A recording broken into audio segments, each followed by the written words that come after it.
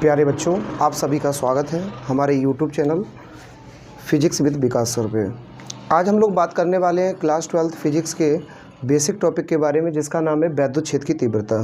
सबसे पहले हम अगर बात करें इसके अकॉर्डिंग कि वैद्युत क्षेत्र क्या होता है, तो आपको मैंने पहले की वीडियो में बताया हुआ है, किसी आवेश के चारों ओर का वह क्षेत्र जहाँ तक आवेश के प्रभाव को महसूस किया जा सके उसको हम वैद्युत क्षेत्र के नाम से जानते हैं। यानी किसी आवेश के चारों ओर का भाग जहाँ तक आवेश का प्रभाव हमें महसूस हो, क्षेत्र से तात्पर्य एरिया, एक ऐसा एरिया, एक ऐसा भाग, एक ऐसा दायरा, एक ऐसी सीमा जिसके अंतर्गत आवेश का प्रभाव हम महसूस कर सकें। और आवेश का प्रभाव हम दो तरह से महसूस कर सकते हैं, या तो आकर्षण बल के रूप में या प्रतिकर्षण बल के रूप में। दोनों में किसी भी प्रकार का अगर हमें प्रभाव महसूस होता है तो वो हमारे वैद्युत क्षेत्र को निरूपित करता है, वैद्युत बल को निरूपित करता है। अब हम बात करते हैं कि वैद्युत क्षेत्र की तीव्रता क्या होती है। वैद्युत क्षेत्र की तीव्रता की अगर हम बात करें तो हम सामान्यतः कह सकते हैं किसी आवेशित भाग में एकांक परीक्षण धनावेश पर लगने वाले बल को, जी हाँ ध्यान से सुनिएगा, किसी आवेशित क्षेत्र में एकांक परीक्षण धनावेश पर लगने वाले बल को वैद्युत क्षेत्र की तीव्रता कहते हैं। इसकी हम बहुत सारी परिभाषाएं बना सकते हैं।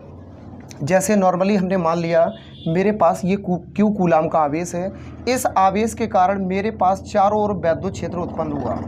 इस प्रकार से हमने मान लिया कि इतने भाग में वैद्युत क्षेत्र है, लेकिन इस आवेश से जैसे जैसे हम दूर चलते चले जाएंगे उस हिसाब से वैद्युत जो आवेश का प्रभाव है वो कम होता चला जाएगा निरंतर।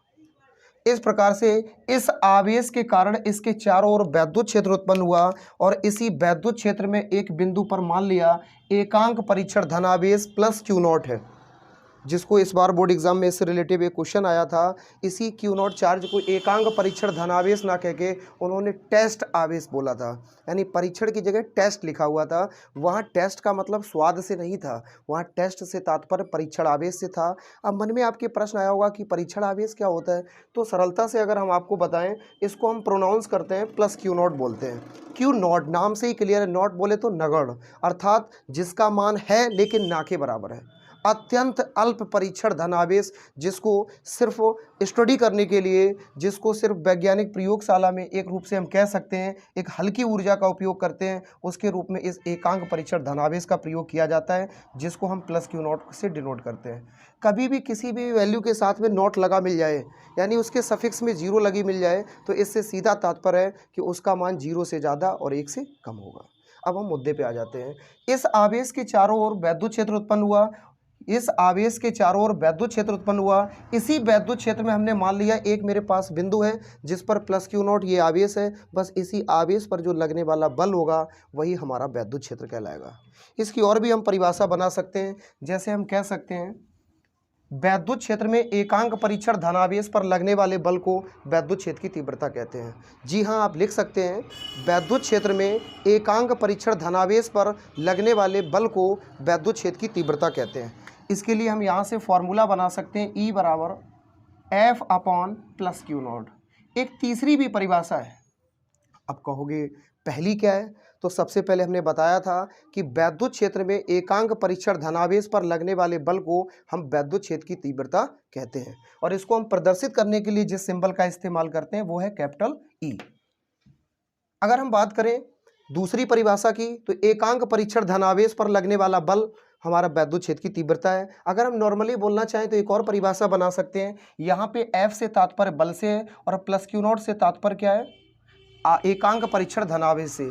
तो वैद्युत क्षेत्र में लगने वाले बल और एकांक परीक्षण धनावेश, इन दोनों के अनुपात को हम वैद्युत क्षेत्र की तीव्रता कहते हैं और कैपिटल E से प्रदर्शित करते हैं। जहां अगर हम बात करें कि यहाँ पे कौन सी चीज क्या है, तो यहाँ कैपिटल E का मतलब है वैद्युत क्षेत्र की तीव्रता,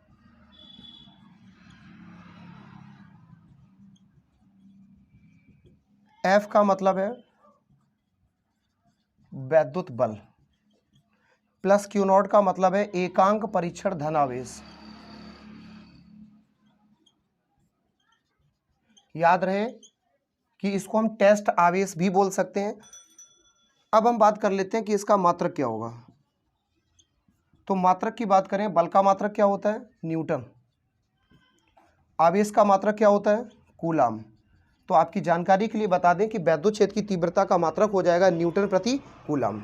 अगर हम इसके बीमा की बात करें तो आप डायरेक्ट इसकी बीमा निकाल सकते हो, इससे पहले की वीडियो में आपको बीमा मिल जाएगी, आप वहाँ से भी देख सकते हैं, लेकिन हम बीमा को कैलकुलेट कर देते हैं।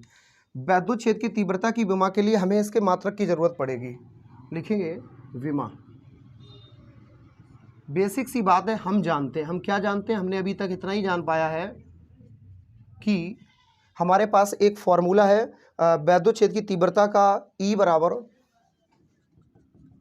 F upon plus Q not. इसके अकॉर्डिंग अगर मात्रक बताएंगे तो बल का मात्रक होता है न्यूटन और आवेश का मात्रक होता है कूलाम।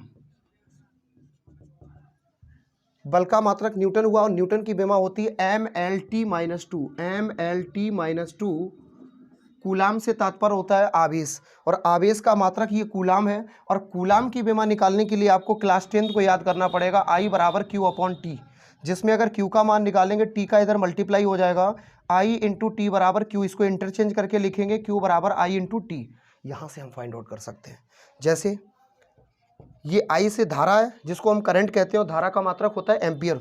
एम्पियर की जो विमा होगी वो कैपिटल A होगी। T फॉर टाइम, और टाइम के लिए कैपिटल T। तो फाइनली जो आवेश की विमा होने वाली है वो है AT। तो यहाँ पे हम फाइनली लिख सकते हैं कूलाम की जो विमा होगी वो हो जाएगी AT। इसको कैलकुलेट करेंगे, फाइनल आंसर आ जाएगा। जैसे E बराबर A ऊपर जाएगा, T ऊपर जाएगा। T ऑलरेडी 2 माइनस में ऊपर से है। फिर से सुनिए, T ऊपर लेके जाएंगे, A को ऊपर लेके जाएंगे। A पे कोई पावर मेंशन नहीं तो कितनी है 1। T पे कोई पावर मेंशन नहीं तो कितनी है 1। इसको ऊपर ले जाते हैं। mLt-2 को ऐसे ही लिख लीजिए। A ऊपर जाएगा तो इस पे पावर प्लस में है तो क्या हो गया -1। T पे कोई पावर नहीं तो ऊपर सपोज कर लिया, यहाँ पे जहाँ कोई पावर मेंशन नहीं वहाँ 1 तो है ही, लेकिन यहाँ नीचे पॉजिटिव ऊपर जाएगा -1 हो गया। इसको कैलकुलेट करना है तो फाइनली M से बोलेंगे नहीं क्योंकि M रिपीटेड नंबर नहीं है। L से भी बात नहीं करेंगे। यहाँ पे T -2 है, यहाँ एक -1 है। -2 -1 गुणा में घातें जुड़ती हैं तो T -3 A -1।